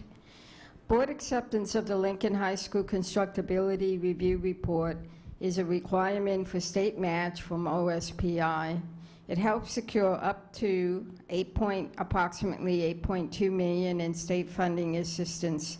The intent of the constructability review process is to assure design quality, reduce the risk of change orders or claims during the construction process. This review was performed at 95% construction documents by LRC consultants. Their fee was $75,846. Recommended corrections and revisions were incorporated into the bid documents by Passetti Architects. Are there any questions? Seeing none from my colleagues. We're good. Thank you. Number 12, BEX 4 and BTA 4, Lincoln High School. Approval of guaranteed maximum price to general contractor, construction manager contract P5084 to Leidig Construction, Inc. Approval of this item would authorize the superintendent to execute the final negotiated guaranteed maximum price, GMP, as defined by RCW 39.10.370 for Lincoln High School Modernization Project, contract P5084, in an amount not to exceed $63 million, whoa, $116,691, excluding Washington State sales tax. Operations Chair, please. This item was moved forward for consideration, I believe, because we didn't actually have the numbers there, and there was also a list of alternates or alternatives that was to be provided. Thank you. Thank you. School board approval of the negotiated guaranteed max price, or what we call GMP, is a requirement for state match. This approval is more technical in nature, as the GMP amount remains the same as previously authorized by the school board on June 28, 2017. Because this is a GCCM project, as you may know, Acronyms spelled out, please. okay, general contractor, general construction manager. So it's an alternative method that is allowed by the state for public agencies.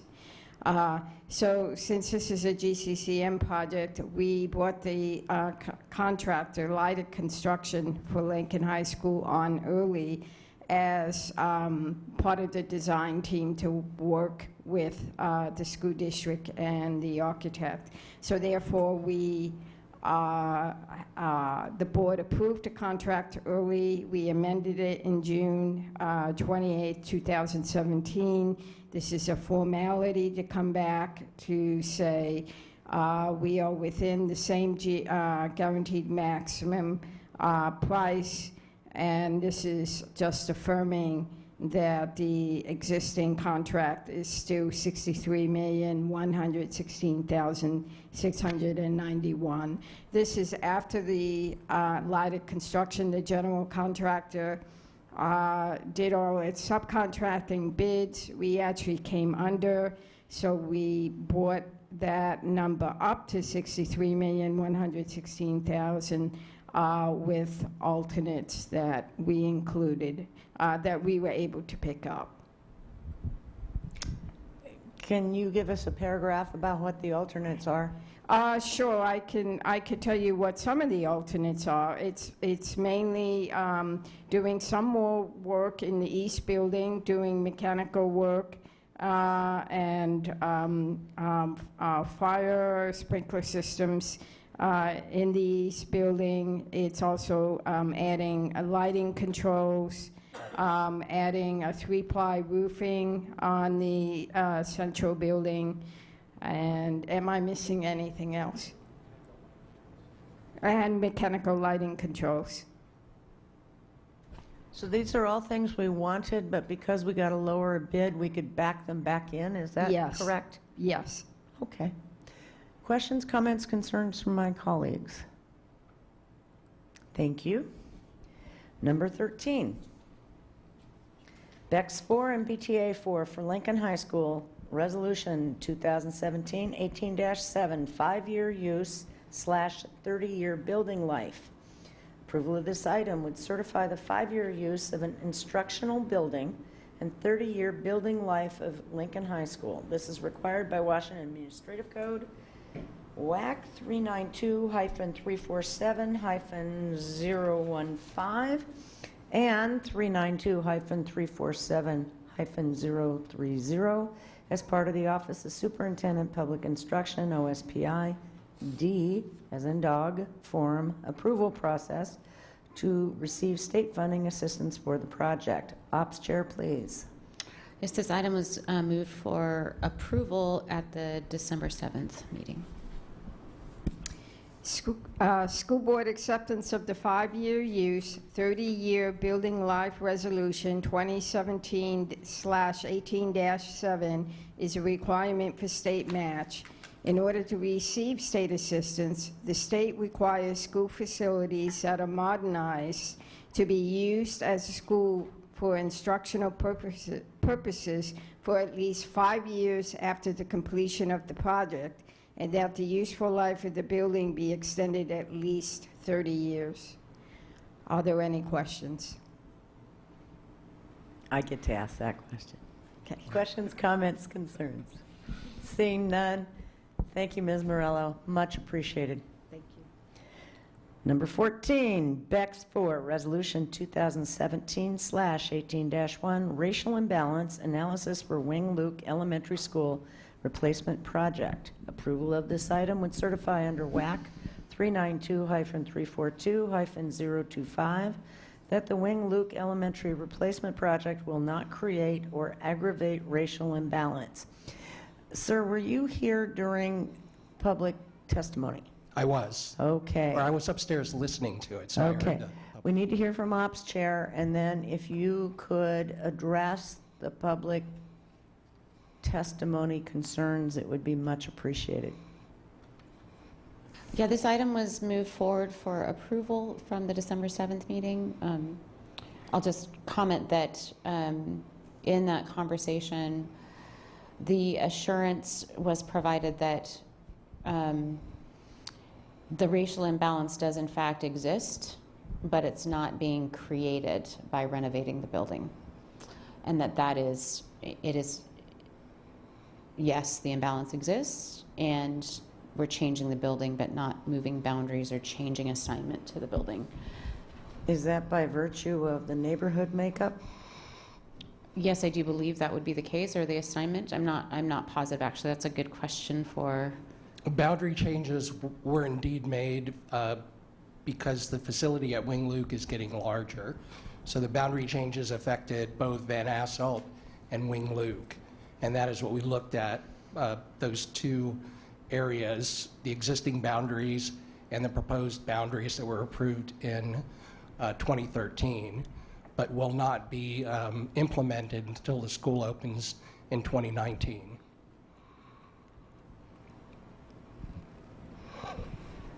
Do we have a sense of how much the imbalance is either exacerbated or lessened? Because it started imbalanced, correct? Van Asselt, the analysis indicates that there's no impact to Van Asselt. It remains racially imbalanced in the existing scenario and then in the proposed new boundary.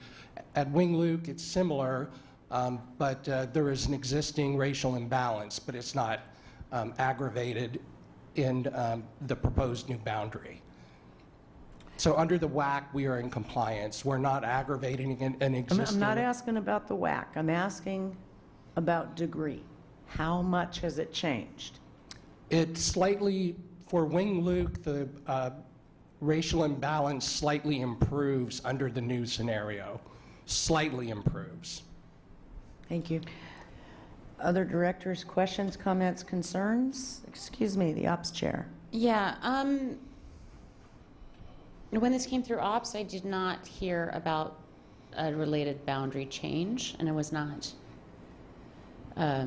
aware of that when we considered it for approval. So that's a little bit of new information to me that I'm kind of wanting to understand a bit more.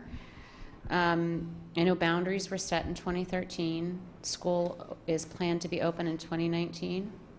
That is correct. And that's actually listed in the board action report. Yes, I'm sorry. So the boundary for 2019 will be approved next year, correct? The boundary for 2019 has already been approved. It was approved in 2013. Yes, but all of those boundaries come before the board each year before they actually move. Correct. So the way that the actions happened in 2013 were all of those boundaries were approved. However, we bring them back to the board to see if there's any modification that needs to happen. If there's no modification that needs to happen based on new information or enrollment, then we wouldn't suggest or recommend any changes. If there is a need for a change based on either enrollment or some other factor in that, then we would bring that forward to the board. But we basically are letting the board, we would be letting the board know a year in advance whether or not there needed to be a change or a recommendation to the boundary that was approved back in 2013. And just for clarification, this boundary change, from what your analysis showed, did not increase the racial inequity or the imbalance. That's correct. It actually slightly improved it. Correct. So still imbalanced, but there's some improvement. Correct. Do we have any information on what it would take to actually dramatically improve it? I think what you have is in this particular area, if you were to dramatically improve it, you would dramatically aggravate somebody else's boundary, because the demographics between those two areas are very similar. So to try and really balance one, you're going to radically imbalance another one. You're going to aggravate the imbalance at another school.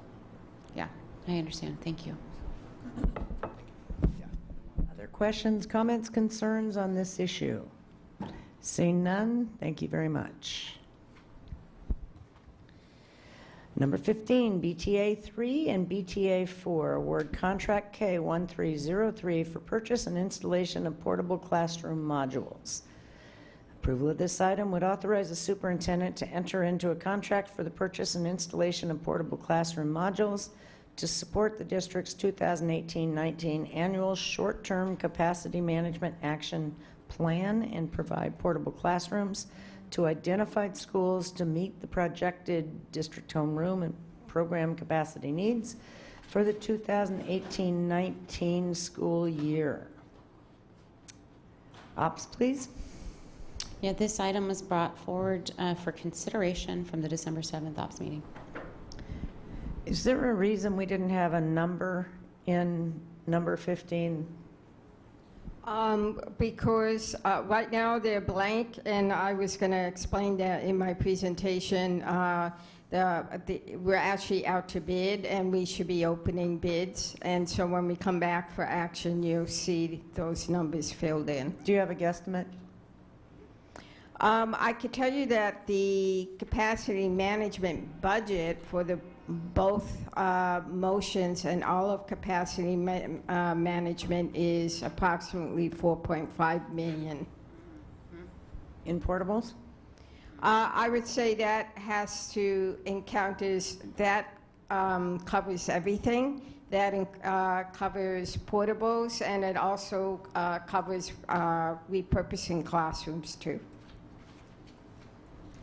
Other questions, comments, concerns from my colleagues? I would like to hear her presentation quickly, and then I do have some questions. Terrific. Please go ahead. Okay. Board approval of contract K1303 is for the purchase and installation of 11 portable classrooms that supports the 2018-19 Capacity Management Action Plan and provides portable classrooms to multiple schools for the upcoming school year. This motion is coming to the board early this year due to the long lead time needed to procure and install portables for the start of the next school year. The contract, as I mentioned, is currently out to bid, and the district will receive bids on January 10th.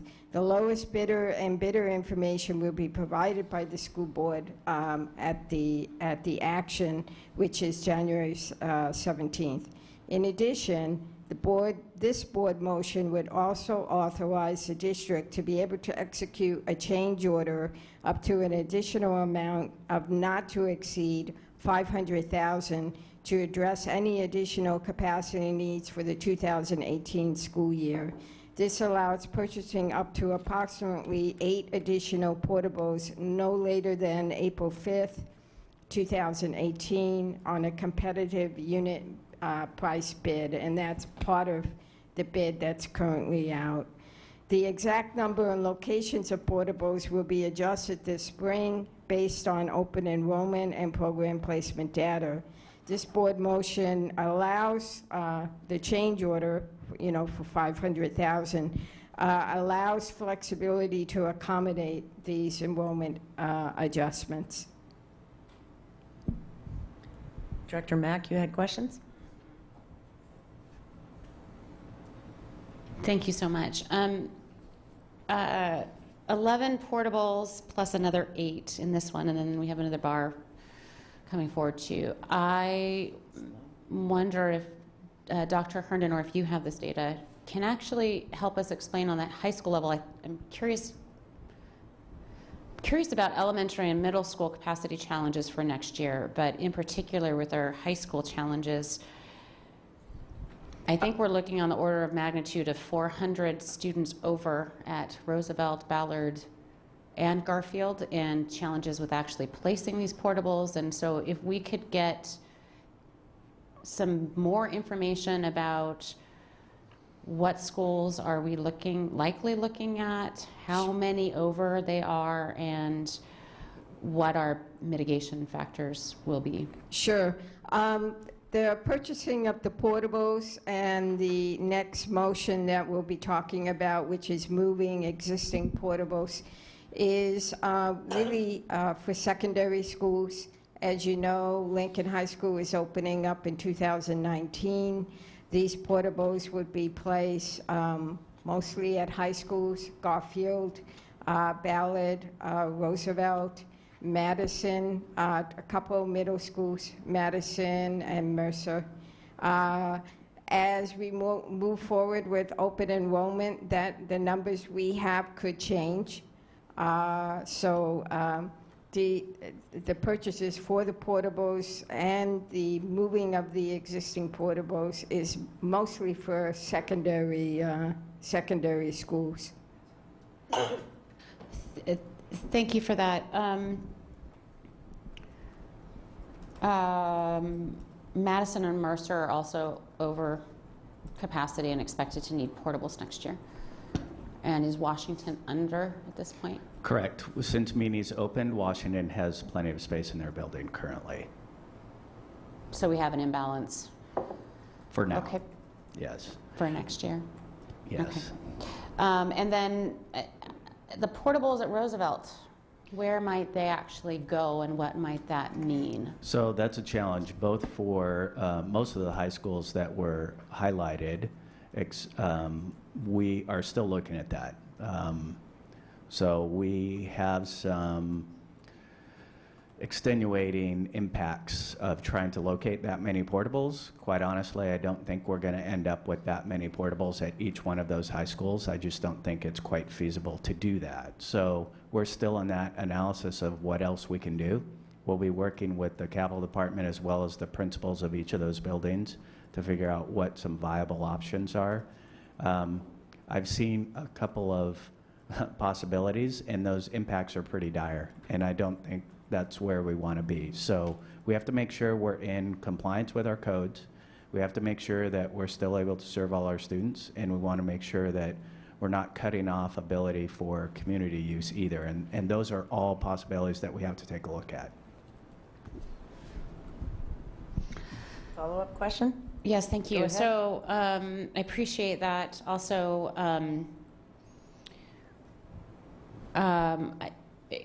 I don't have the numbers specifically in front of me, but I feel like Ballard, Roosevelt, and Garfield are all about 400 students over in their projections for next year. And we have to take a look at what they currently have. So that's what we'll be taking a look at. We're refining those numbers for next year, and then clearly the open enrollment process will give us more information. And this is, again, a bar that would give a maximum ceiling. So we're hoping that hopefully we don't have to buy that many portables, and we'll come in under for that.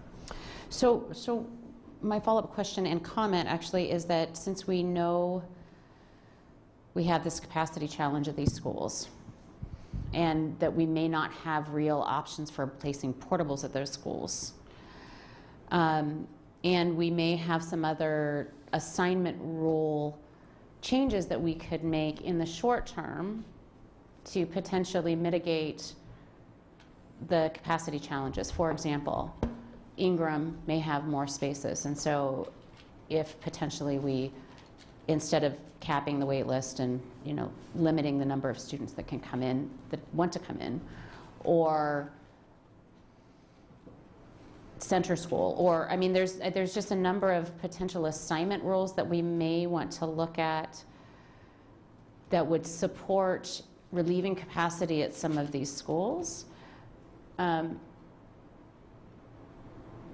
Because we may not be able to place portables where they're needed, and that's going to be a problem next year. So I'm making the comment, and the question is to how do we get that on the agenda before open enrollment? And maybe that needs to come because the student assignment plan didn't pass. These items, mitigation, possible assignment rule changes, are not on the student assignment plan. They weren't there. We're realizing this now. Wait list is practice, not policy, don't you know? So I'm wondering if we should potentially add some potential ideas for student assignment plan changes that could help mitigate to our ops meeting and have that conversation, potentially to get passed through before open enrollment, since we're looking down the barrel of major capacity challenges next year. Well, even going through that, I don't think we would have the ability to get something on an agenda and pass before open enrollment. So, but we have the time frame after enrollment happens on the assignment pieces. The enrollment pieces are still the same way. It's how we move those capacity challenges in there. So we still have time to do that.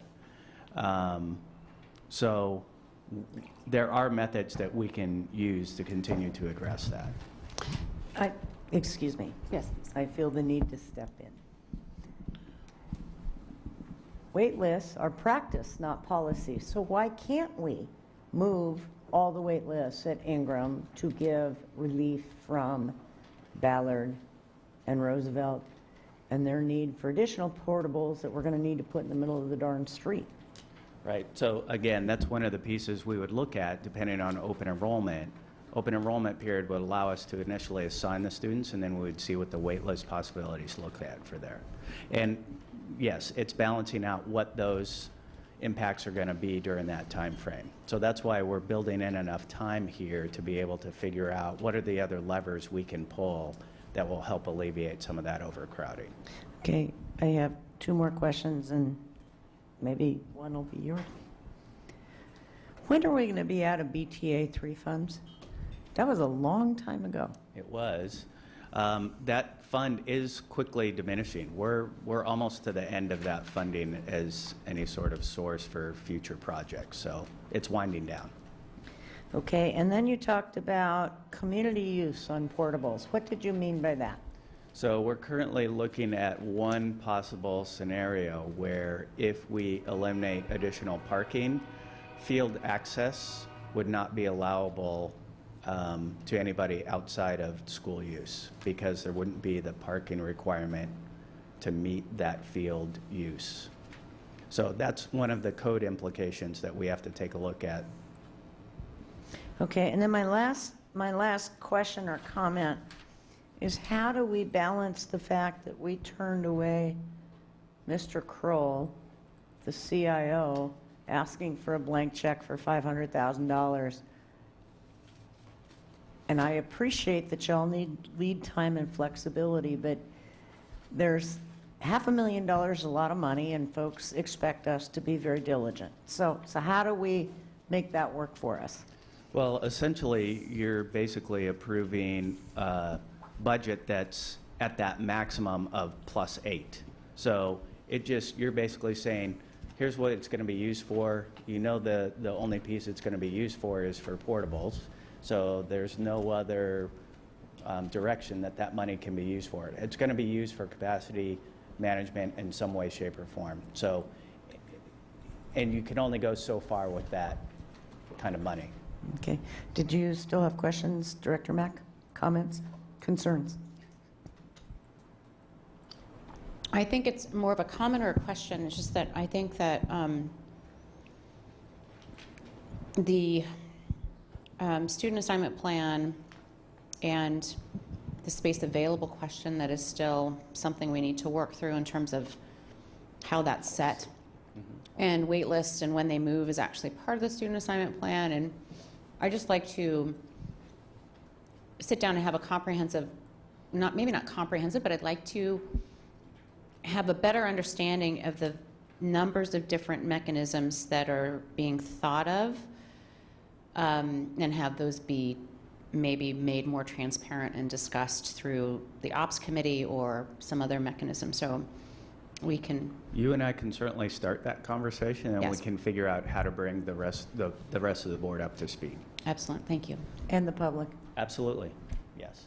Other comments, questions, or concerns? Seeing none, moving on. Number 16, BTA 3 and BTA 4, award contract K1304 to relocate and set up portable classrooms at multiple school sites projects. Approval of this item would authorize the superintendent to enter into a contract to relocate and set up portable classrooms at multiple sites to support the district's 2018-19 annual short-term capacity management action plan. Ops? This item was moved forward for consideration from December 7th. This motion is pretty similar to the previous one. The previous one was purchasing new portables. This contract, contract K1304, is to hire a contractor for relocating and setting up 15 existing portable classrooms that would support the 2018-19 Capacity Management Action Plan, and provides portable classrooms to multiple schools for the upcoming school year. It's the schools that I previously mentioned, most of them being secondary schools. This motion is coming to the board early due to the lead time needed to procure the contract. You'll see blanks in this contract also. Contract is currently out to bid, and the district will receive bids on January 10th. The lowest bidder and bidder information will be provided to the school board for the board action on January 17th. Are there any questions? Comments, questions, concerns? Okay. What I want to know is a heads up when you're moving these things, because I think it would be very cool to watch it. I've seen some videos, like in West Seattle Blog, when they moved it up and down the hills. It's very cool, and would like a heads up, please. A field trip, if you will. We'll certainly do. There may be permit restrictions. They may actually move like at 3 in the morning, so, but we'll certainly give you a heads up. Thank you. Okay, we are at 17, BTA 4, approval of the site-specific educational specifications for the Ingram High School Classroom Addition project. Approval of this item would provide the design teams with information about the program space required to support the education program of Ingram High School. Ops, please. This item was moved for approval from the December 7th meeting. Good evening, board members. Eric Becker, Senior Project Manager with Capital Projects. I'm here for the site-specific educational specifications for the addition to Ingram High School. And I'll just mention it again, that this does provide the guidelines for the design teams with information about space requirements and to support the educational program for the Ingram High School addition. The site-specific educational specifications have adopted the district-wide educational specifications, or to fit the specific purpose of the project, which is to increase the capacity of Ingram High School by 500 students. Further, they have been tailored to in response to input from the Ingram High School Design Advisory Team, as SDAT. We're familiar with that term, which included staff, parents, and community members. In this document, there also was an attached memorandum, and I just thought I'd mention that memorandum. It has quite a bit of information about the program itself, the makeup of the program, and how the educational specifications were adopted to this edition. Are there any questions? Comments or concerns? The questions part of my job. I'm going to channel Director Burke, and I'm going to ask what CTE considerations were given for this. Well, I believe with the program, if I'm going to answer that correctly, is the initial planning of this project was for capacity, for 20 classrooms of capacity, additional capacity for 500 students. But go ahead, Flip. So in this particular edition, there are science classrooms included in this, but Ingram has some CTE spaces already, not Skill Center, but they have things that other high schools might not. They do have an auto shop, so they do have some shop spaces. And they're of the older model, so it's an older building with a few recent additions. But it doesn't have, this particular edition wasn't contemplating like an additional CTE spaces other than the science classrooms and science labs that they were looking at adding to bring them up to the 24 credit specification. So we wanted to make sure there were enough science classrooms included. Okay, other comments, questions, concerns? That's a wrap, sports fans. Thank you very much. Thank you. And this meeting's adjourned at 9:25.